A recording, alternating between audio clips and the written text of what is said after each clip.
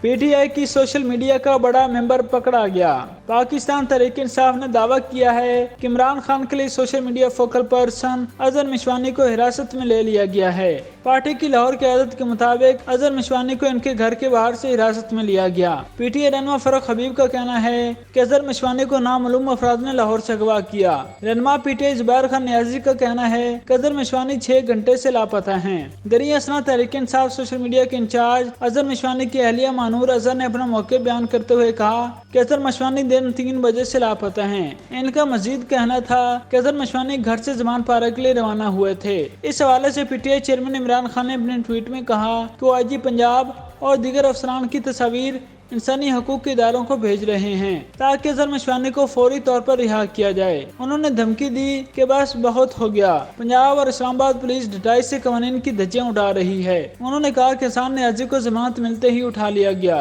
قید میں رکھنے کے لیے جھوٹا مقدمہ ڈالا گیا۔ واضح ہے Azhar Mashwani P T I کی سوشل میڈیا ونگ کے ایکٹیو ممبر ہیں اور اس حیثیت سے انہوں نے خواتین صحافیوں، عمران خان پر تنقید کرنے والے سیاستدانوں اور سول سوسائٹی کے نمائندوں کے ساتھ ساتھ فوجی قیادت کے خلاف پی ٹی آئی کی متعدد منظم بلنگ کمپین چلائیں، جس میں ان افراد کے خلاف گالی گلوچ کے ٹرینڈ بنائے اور ان پر گھٹیا اور بے بنیاد الزام لگا کر اس نیت سے بدنام کیا گیا تاکہ وہ عمران خان پر تنقید نہ کر سکیں۔ اس کی تازہ ترین مثال موٹیویشنل اسپیکر قاسم علی شاہ ہیں، جن پر پی ٹی آئی کے سوشل میڈیا ونگ کی طرف سے تاوڑ توڑ حملے کیے گئے اور ہمیشہ کی طرح اظہر مشوانی ان حملوں میں پیش رہے۔